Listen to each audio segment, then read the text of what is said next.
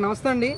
ఈరోజు జగన్మోహన్ రెడ్డి గారు గత 5 సంవత్సరాల్లో ప్రజాధనాన్ని ఏ విధంగా వృధా చేశారనే అంశం మీద కూటమి ప్రభుత్వం కోకొల్లలుగా బయటికి తీస్తూ ఉంది.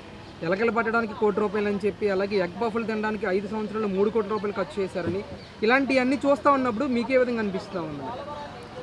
వాళ్ళు గాది కింద పందికొక్కుల్లాగా చేసిన వ్యవహారమే కదా. ఇవాళ స్పెషల్ ఫ్లైట్లు వేసుకెళ్ళి రీసెంట్గా చూస్తున్నాం. మళ్ళీ భార్యాభర్తలు ఇద్దరు మళ్ళీ నార్మల్ ఫ్లైట్లో వెళ్ళిపోతున్నారు.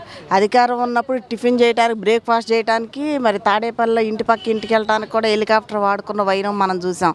మీరు అన్నట్టు మరి మధ్యాహ్నం కూడా ఎలుకలు కొట్టేసిన కోట్లాది ధనాన్ని తాడేపల్లి ప్యాలెస్కి, మరి బెంగళూరు ప్యాలెస్లకి జారేసుకున్న వైనం, ఇలాంటివన్నీ కూడా దోపిడీ. మరి ఇప్పుడు మన జోగి రమేష్ని చూస్తూ ఉన్నాము. అగ్రిగోల్డ్ ల్యాండ్లన్నీ కూడా మరి పక్క సర్వే నెంబర్తో వేసుకుంటే మరి అవన్నీ కూడా దొంగతనాలన్నీ కూడా వెలికి తీస్తూ ఉండంటే మేము అమాయకులు అని మాట్లాడుతూ ఉన్నారు. ఇవాళ ప్రజా దర్బార్కి వస్తే లోకేష్ బాబు దగ్గరికి ఒక సామాన్య ప్రజలు కూడా ఆయన దగ్గరికి వెళ్ళి సాధక బాధకాలు చెప్పుకుంటే ఇన్ని సమస్యలు ఉన్నాయా రాష్ట్రంలో, ఇంత భయంకరమైన సమస్యలు ఉన్నాయా అని అనిపిస్తూ ఉంది.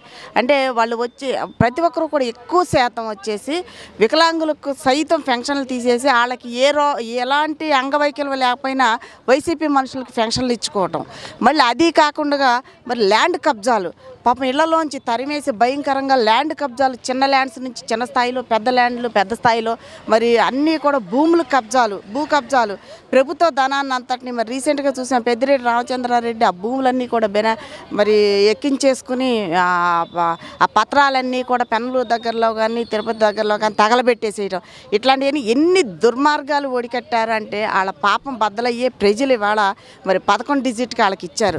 ఇవాళ వాళ్ళ అసత్య ప్రచారాలు చాలా చేస్తూ ఉన్నారు. అవన్నీ కూడా ఈ రోజున చంద్రబాబు నాయుడు గారు కానివ్వండి, లోకేష్ బాబు గారు కానివ్వండి, ఎవరైతే మంత్రులు ఉన్నారో మరి శాసనసభ్యులు ఉన్నారో అందరూ కూడా నార్మల్గా ప్రజలతో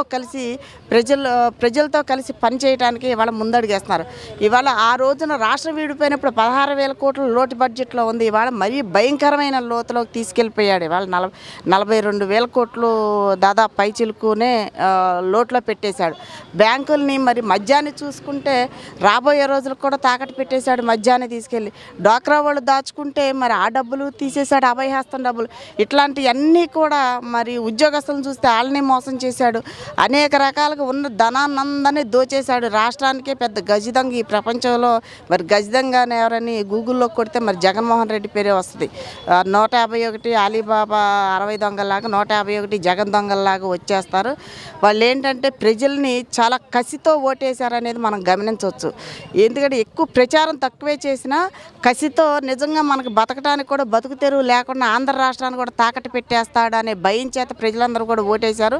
దాన్ని తగ్గట్టుగానే ఇవాళ మరి చంద్రబాబు నాయుడు గారు కానివ్వండి, లోకేష్ బాబు గారు కానివ్వండి, చాలా సాదాసీదాగా ఇవాళ లోకేష్ బాబు గారు రిసీవింగ్ చూస్తుంటే, ప్రజలను వాళ్ళ బాధలు వినటం చూస్తుంటే, ఆ రోజు జగన్మోహన్ రెడ్డి ముఖ్యమంత్రి అంటే ఎమ్మెల్యేలకి అపాయింట్మెంట్ లేదు, జగన్మోహన్ రెడ్డి కలవాలంటేనే పరిస్థితి లేకపోయింది. కానీ ఇవాళ అలాంటిది కాదండి. ఓన్లీ ప్రజా సంక్షేమ పాలనని చేపట్టారు.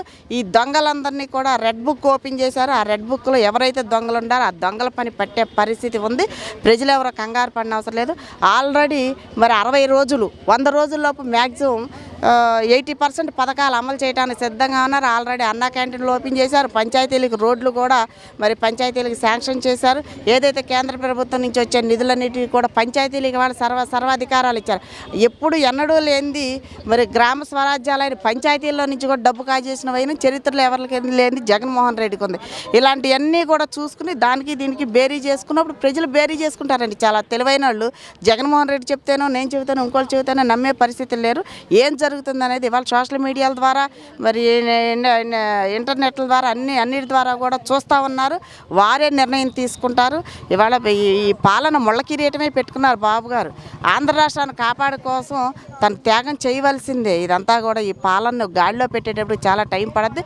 ప్రజలుగా మనం కూడా సహకరించాలని చెప్పి ప్రతి ఒక్కరికి విజ్ఞప్తి చేస్తా ఉన్నా.